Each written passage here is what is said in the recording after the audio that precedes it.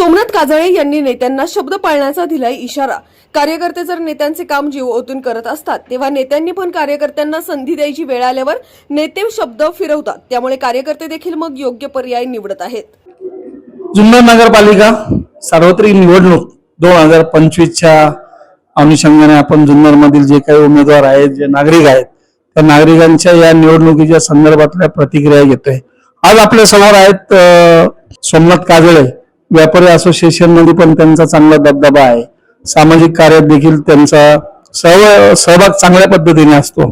तर सोमनाथ काजळे, आम्ही तुम्हाला या निवडणुकीच्या संदर्भात विचारू शकतो, आपल्या घरामध्ये पण आपले मिसेस नगरसेवक होते, त्यानंतर ह्या वेळेला आपण पण प्रभागामधून फॉर्म भरला होता अपक्ष म्हणून, तर त्या संदर्भात आपण काय सांगाल जनतेसमोर? या निवडणुकीच्या याच्यामध्ये आपल्याला काय आश्वासन मिळालंय, कसं मिळालंय, आपण सांग।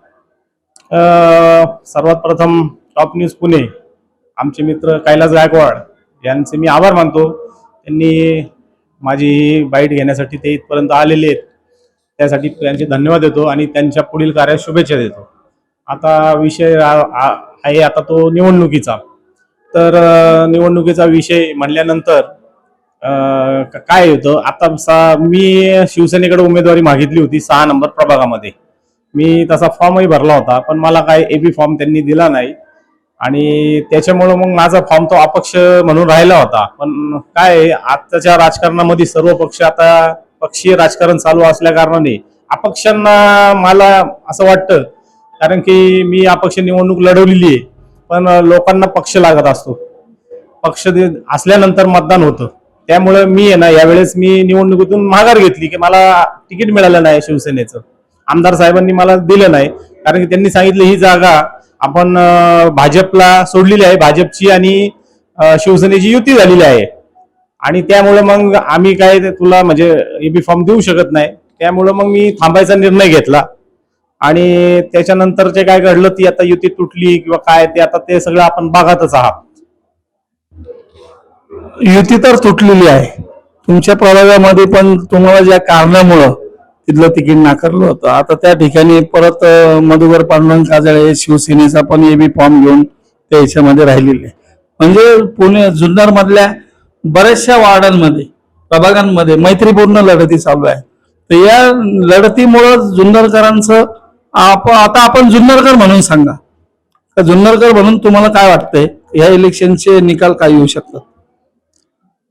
ह्या इलेक्शनचा निकाल तर काय होईल त्याची काही गॅरंटी नाही सांगता येत, पण माझ्यावर अन्याय झाला, कारण की युती न होता ज्या वार्डात मी शिवसेनेचं तिकीट मागितलं त्या वार्डात शिवसेनेचा उमेदवार हा उभा आहे आणि तो धनुष्य घेऊन उभा आहे। आणि मला आमदार साहेबांनी सांगितलं होतं की आपण युती झालेली आहे, पण आता ते कसं झालं काय आलं तर ते तुम्ही आमदार साहेबांना विचारू शकता, कारण की माझ्यावर तसा अन्याय झालेला आहे, त्यामुळे मी माघार घेतलेली आहे।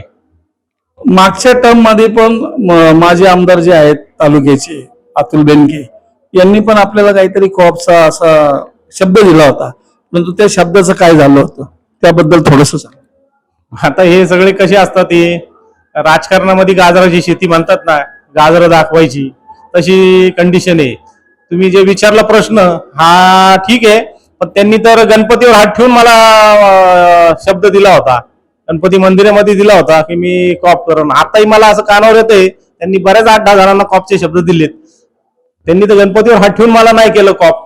आता बाकीच्यांचं काय होतं आपण आहे पुढे बघायला। माझी आमदार अतुल बेनकेंची विश्वासार्हता त्याच्यामुळं थोडीशी कमी झाली जुन्नर शहरामध्ये, कारण आता त्यांचे जे कट्टर कार्यकर्ते होते त्यांना पण तिकीट न दिल्यामुळे ते पण शिवसेनेमध्ये आलेले आहेत। तर त्यावर त्या उमेदवारांचं भवितव्य कसं आहे, कारण आता मूळ रस्त्यावर उतरून अतुल शेठ प्रचार करतायत, त्या प्रचाराला कितपत यश मिळेल असं आपल्याला वाटतं? आता यश किती मिळेल, जुन्नरची जनता सुज्ञ आहे, काय करेल जुन्नरची जनता ते काय सांगू शकत नाही। त्यांना पक्ष वाढवायचा त्या दृष्टीने ते प्रयत्न करणारच आहेत, त्याच्यामुळे काय विषय नाही।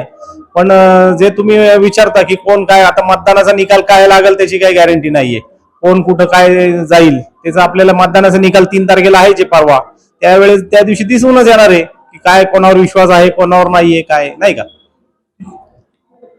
हे होते सोमनाथ काजळे यांनी यांच्या प्रतिक्रिया परखड देता देता थोडस झाकली मूठ 1.25 लाखाची ठेवलेली आहे। तर पाहूया, ते पण म्हणतायत का निवडणुकीचा निकाल 3 तारखेला लागणारच आहे, कशा पद्धतीने निकाल लागतोय जुन्नर नगर परिषदेचा आपण सगळे जुन्नरकर पाहूया.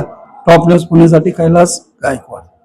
अशाच नवनवीन बातम्या व घडामोडी पाहण्यासाठी आमच्या चॅनलला लाईक, शेअर व सबस्क्राईब करा. Top news Pune. जाहिराती व बातम्या देण्यासाठी संपर्क मुख्य संपादक कैलास गायकवाड.